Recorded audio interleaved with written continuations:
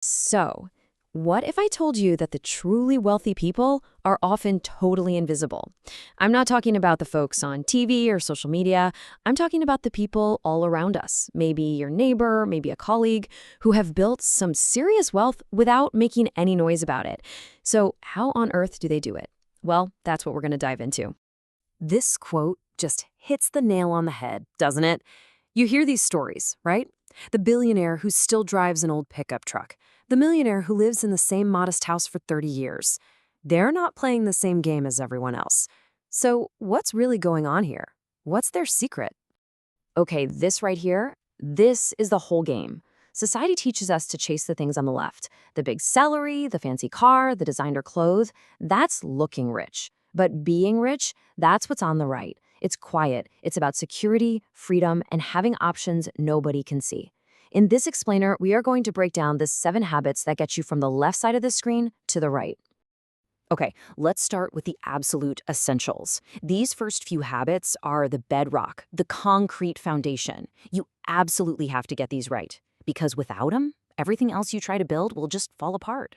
So, habit number 1. This is all about being lazy in the best possible way. See, the quietly wealthy know that willpower is unreliable. It comes and goes. So instead of trying to be disciplined every single day, they just build a system that does the work for them. It's a set it and forget it mindset that takes all the emotion and decision-making out of the equation. And this is how simple and beautiful that system is. The moment your paycheck lands in your account, bam, a chunk of it is automatically sent to your savings and investments. You don't even see it. Then your bills get paid, again, automatically. What's left over? That's yours. You can spend it on whatever you want, completely guilt-free, because you've already paid the most important person first, your future self. All right, habit number 2, and this is a big one. The wealthy are not cheap. Let's get that straight. They're absolutely obsessed with value.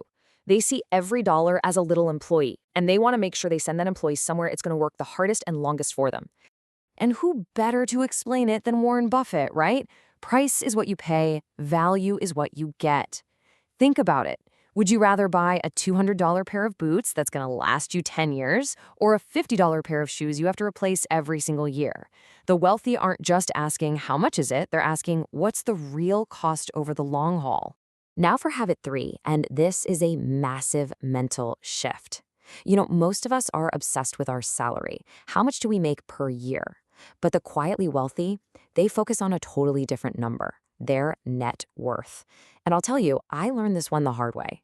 When I was a young investment banker, I was making great money, a big income, but my net worth was basically zero because every dollar that came in went right back out. So what exactly is net worth? It's actually super simple. It's everything you own, we call those assets, like cash, investments, your home, minus everything you owe, your liabilities, like a mortgage, student loans, credit card debt. That one number, what's left over, that is the true scorecard of your financial health. It's the only number that really matters, and it's the one the wealthy watch like a hawk. This chart just says it all. I mean, look at this. Person A makes double what person B makes, but because they spend everything they earn, their wealth isn't growing at all. They're just running in place. Meanwhile, person B, on half the income, is steadily getting richer every single year. It proves once and for all, it's not what you make, it's what you keep. All right, we've got the foundation poured. Now let's talk about the mindset. This is how the wealthy think differently, how they play a completely different game than most people. This is where wealth really starts to accelerate. This might be the single biggest differentiator. Seriously, most people are thinking about next week, next month, maybe next year's vacation. They're playing checkers. The quietly wealthy are playing chess. They're making decisions today based on where they want to be in 10, 20, even 30 years from now. And this right here, this is why they do it. It's the magic of compound interest. Just look at this timeline. A single dollar invested at age 25 can turn into more than $17 by retirement without you doing anything else. They understand that time is their single greatest asset. Look, the years are going to pass anyway, right? Why not put them to work for you? Okay, next up, a habit that is just crucial for security. Wealthy people almost never have all their eggs in one basket. They build multiple streams of income. Now, this doesn't just mean working a bunch of side hustles. It's about building assets that pay you. And the benefits here are just enormous. It gives you an incredible safety net. If you lose your main job, it's not a catastrophe. It reduces your dependence on any one employer, which gives you incredible leverage and options in your career. And of course, it dramatically speeds up how quickly you can build wealth. It's just a win all around. So you've built a solid foundation, you're thinking long term. Now you've got to protect what you've built. The final habits are all about playing defense. It's about building a fortress around your wealth so that nothing can tear it down. Ah, lifestyle inflation. This is the silent wealth killer. It is so easy, so tempting every time you get a raise or bonus to immediately upgrade your life. Get the bigger apartment, the newer car, the fancier dinners. The quietly wealthy have the discipline to fight that urge. They intentionally keep their lifestyle pretty much the same, even as their income goes up and up. This chart shows you the two paths you can take. In scenario 1, you get a raise and your spending goes right up with it. You're no better off. But in scenario 2, your income goes up, but your spending stays flat. And that difference, that huge wealth building gap that opens up, that becomes pure fuel for your investments. That is how you get rich. And finally, the last habit. This is all about how you behave when things get scary. I want you to think back to the 2008 financial crisis or the market dip in 2020. What did most people do? They panicked. They sold everything at the worst possible time. The quietly wealthy, they did the exact opposite. They didn't react, they responded. And there is a world of difference between those two things. Reacting is emotional, it's short-term, it's a gut feeling, it's following the herd off a cliff.